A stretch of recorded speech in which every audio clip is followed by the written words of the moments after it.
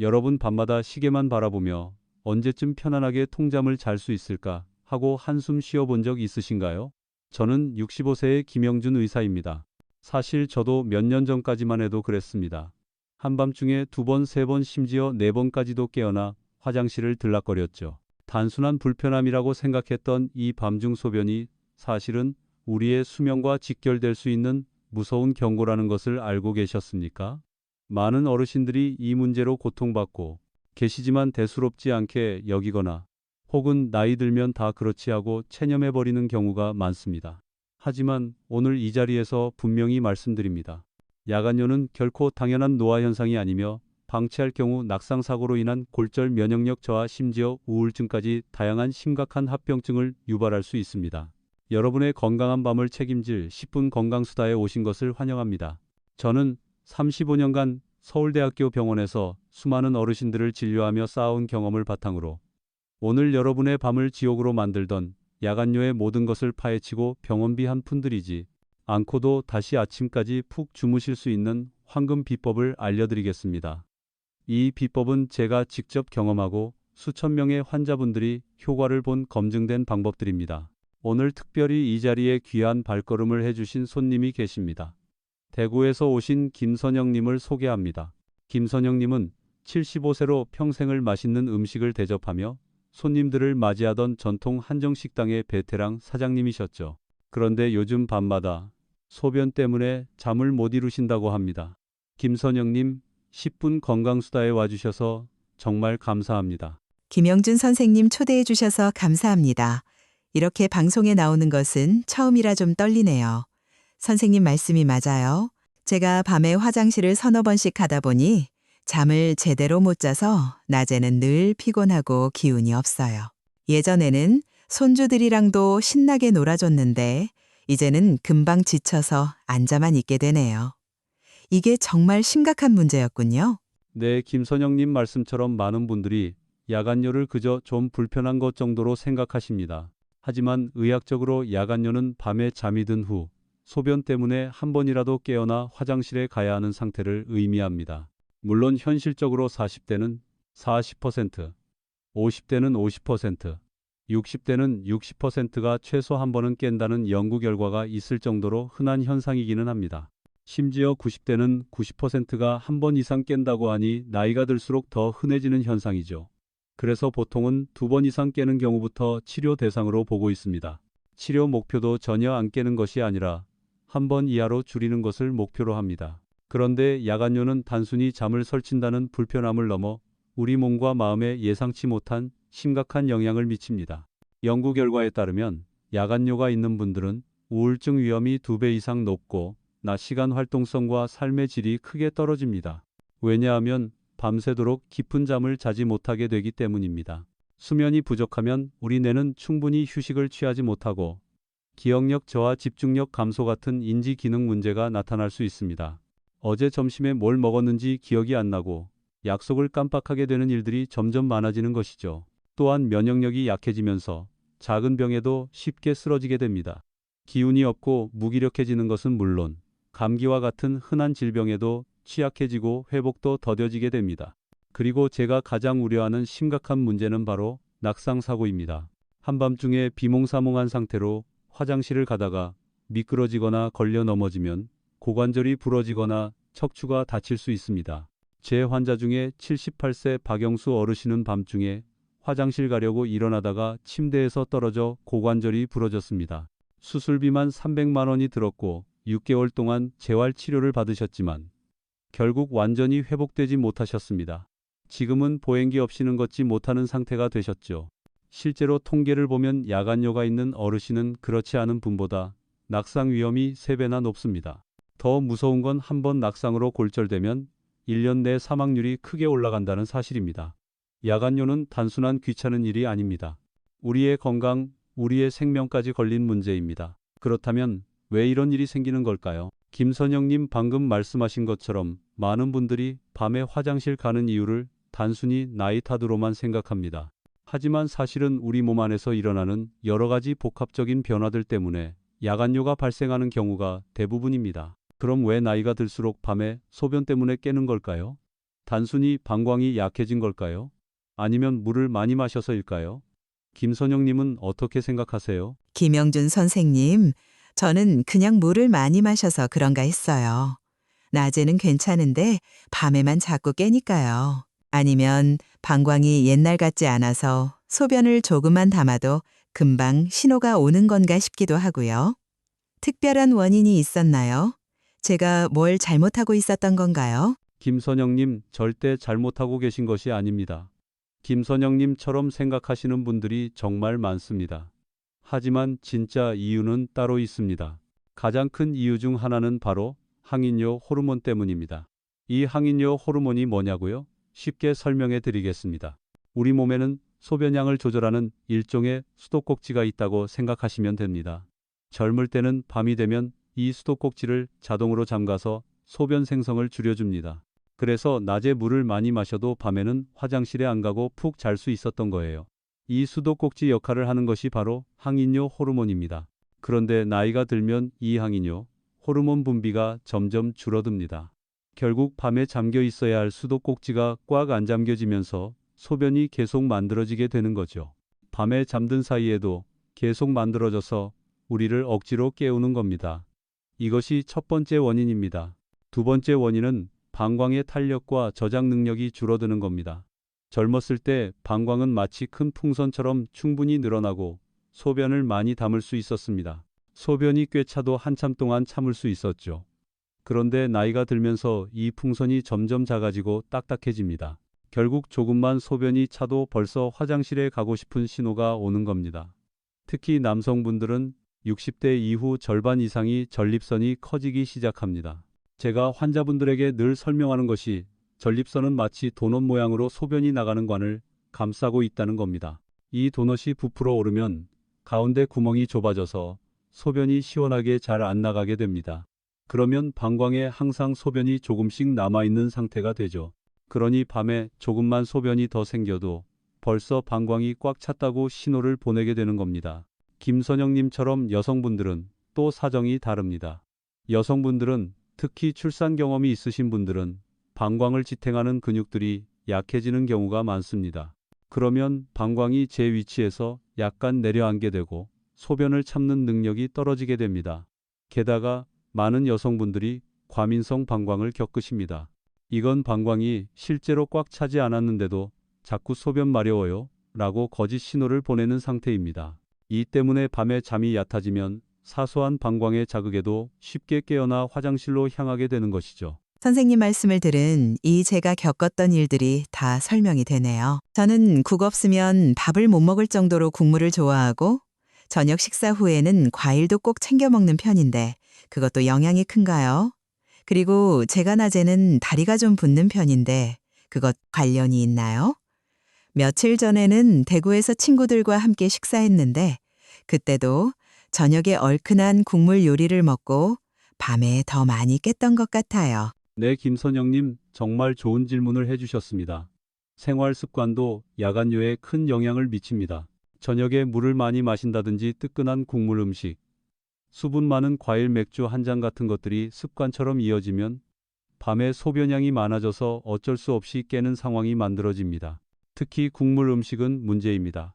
국밥찌개탕 같은 것을 드시면서 나도 모르게 수분을 엄청 섭취하게 됩니다. 한 숟갈 두 숟갈 떠 먹다 보면 밥 한 공기보다 국물을 더 많이 드시는 경우가 대부분입니다. 내가 국물 별로 안 먹는다고 생각하셔도 그 한두 숟갈이 밤에는 큰 차이를 만듭니다. 그리고 김선영님께서 말씀하신 다리가 붓는 현상도 매우 중요한 원인입니다. 특히 나이가 들수록 우리 콩팥, 즉 신장이 약해집니다. 신장은 우리 몸의 수분 밸런스를 맞추는 중요한 역할을 하는데 이게 약해지면 몸속 수분 조절이 예전처럼 안 됩니다. 낮 동안 서 있거나 앉아 있으면 중력 때문에 다리로 수분이 내려가 쌓이게 됩니다. 특히 심장이나 콩팥 기능이 약해진 어르신들은 이 현상이 더 심하죠. 제 환자 중 김영식 어르신은 평소 다리가 잘 붓는다고 호소하셨어요. 낮 동안 다리에 고였던 수분이 밤에 누우면 다시 온몸으로 퍼지면서 소변으로 만들어지는 겁니다. 그래서 밤에 계속 깨셨던 거죠. 한마디로 정리하면 이렇습니다. 젊을 때는 몸이 알아서 밤에 소변을 줄여줬지만 이제는 몸이 그걸 못해주고 있습니다. 항인효 호르몬은 줄어들고 방광은 더 민감해지며 몸속 수분은 밤에도 계속 소변으로 변하고 있습니다. 그리고 이 작은 변화들이 쌓여 결국 김선영님처럼 여러분의 밤을 깨우고 삶의 질을 무너뜨리는 겁니다. 하지만 걱정 마세요. 이제부터 어떻게 하면 이 야간뇨를 이겨낼 수 있는지, 어떻게 하면 밤새 꿀잠을 잘 수 있는지 구체적인 방법을 하나하나 알려드리겠습니다. 오늘 밤부터라도 바로 실천할 수 있습니다. 김선영님과 시청자 여러분, 지금까지 밤중 소변의 위험성과 진짜 원인에 대해 자세히 알아보았습니다. 이제 가장 중요한 시간입니다. 병원비 한 푼 안 들이고 오늘 밤부터 당장 실천할 수 있는 5가지 기적 같은 비법을 알려드리겠습니다. 이 비법들은 제가 직접 경험하고 35년간의 임상 경험을 통해 수천 명의 환자분들이 효과를 본 검증된 방법들입니다.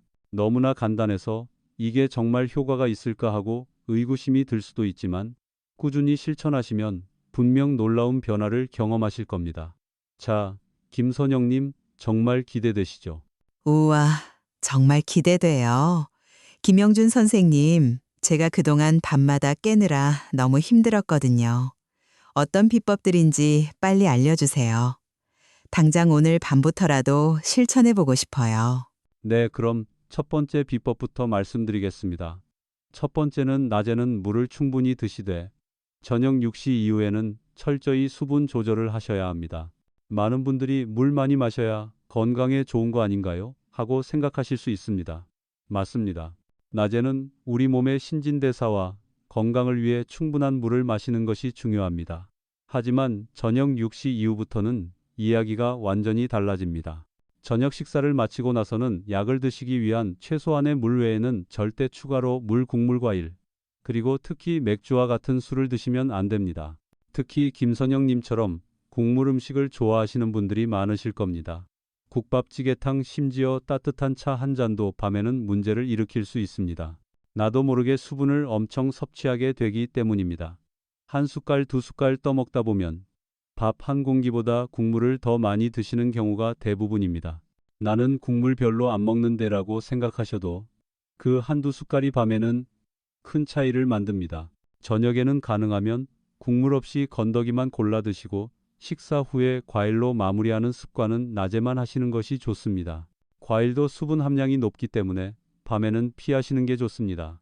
김영준 선생님, 제가 국 없이는 밥을 못 먹는 사람인데 저녁에 국물을 줄이는 게 정말 어려울 것 같아요.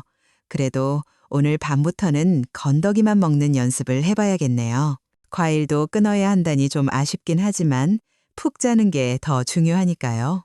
네, 김선영님, 처음부터 완벽하게 하기보다는 조금씩 줄여나가는 것이 중요합니다. 두 번째 비법은 잠들기 3시간 전부터는 다리 올리기 관리를 해주셔야 합니다. 낮 동안 다리에 고였던 수분이 밤에 몰려와 소변으로 바뀌는 것을 막기 위해 저녁 식사 후부터는 다리를 심장보다 높게 올리고 계시는 것이 좋습니다. 우리 몸은 하루 종일 서 있거나 앉아 있으면 중력 때문에 다리로 수분이 내려가 쌓이게 됩니다. 특히 심장이나 콩팥 기능이 약해진 어르신들은 이 현상이 더 심하죠. 이렇게 다리에 고인 수분이 밤에 누우면 몸 전체로 퍼지면서 소변으로 바뀌는 겁니다. 제 환자 중에 75세 이영호 어르신이 계셨습니다. 이분은 매일 밤 3번씩 깨는 분이었는데 저녁 7시부터 9시까지 TV를 보실 때 다리를 소파에 올려놓는 습관을 들이신 후 밤에 한 번만 깨게 되셨답니다. 방법은 아주 간단합니다. 소파에 앉아 다리를 올리거나 침대에 누워 쿠션을 다리 밑에 깔아두는 것도 좋습니다. 매일 저녁 식사 후 30분만 이렇게 하셔도 효과가 있습니다. 특히 다리가 자주 붓는 분들, 심장이나 콩팥에 문제가 있으신 분들은 이 방법이 더욱 효과적입니다. 이것만 꾸준히 해도 밤에 만들어지는 소변량이 놀랍게 줄어들고 자다 깨는 횟수도 자연히 줄어듭니다. 아, 제가 다리가 자주 붓는데 이게 다 밤에 소변으로 가는 거였군요. 오늘부터 잠들기 전에 소파에 다리 올리고 TV 봐야겠어요. 그리고 침대에 쿠션 깔아두는 것도 정말 좋은 방법 같네요. 제가 예전에는 다리가 쑤셔서 잠을 못 이룰 때도 많았는데 혹시 그것도 관련이 있을까요? 네, 김선영님, 관련이 있을 수 있습니다.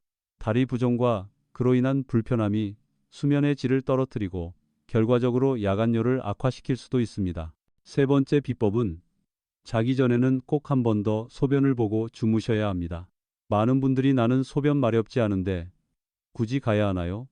하실 수 있습니다. 하지만 네 소변이 마렵지 않더라도 꼭 가셔야 합니다. 이건 마치 장거리 여행 떠나기 전에 화장실에 들르는 것과 같은 원리입니다.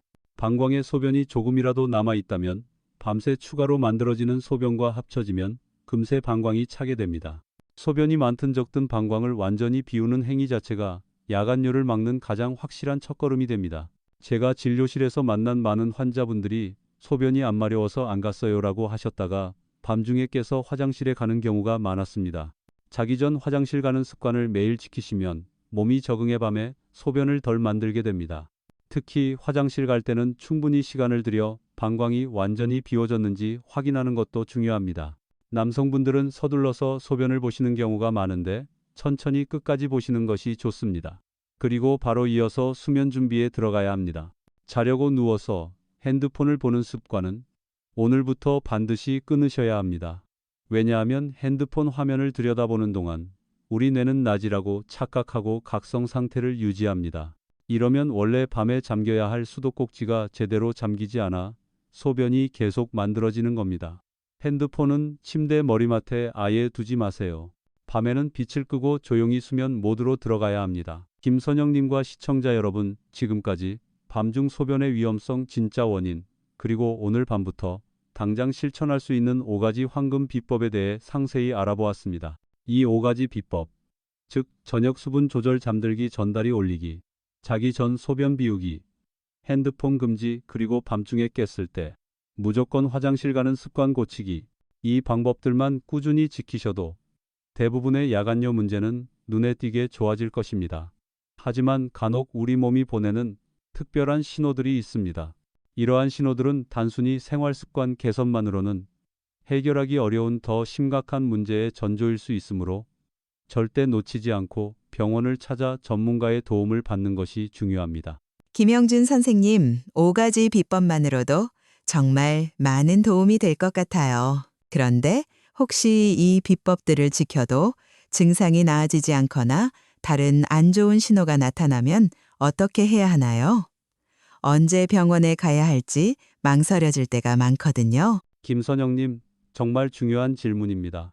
많은 분들이 이 시점을 놓쳐 병을 키우는 경우가 많습니다. 그럼 언제 병원에 가야 할까요? 첫 번째 특별한 신호는 바로 소변 때문에 밤에 2번 이상 깨는 날이 일주일에 4일 이상 계속될 때입니다. 밤에 한두 번 깨는 것은 컨디션에 따라 그럴 수 있습니다. 하지만 일주일 대부분 밤마다 2번 이상 깬다면 우리 몸 안의 생활 습관만으로는 해결할 수 없는 심각한 문제가 생겼을 가능성이 매우 높습니다. 예를 들어 전립선 비대증이나 방광 기능 이상, 신장 문제 등이 원인일 수 있기 때문에 반드시 전문적인 진단이 필요합니다.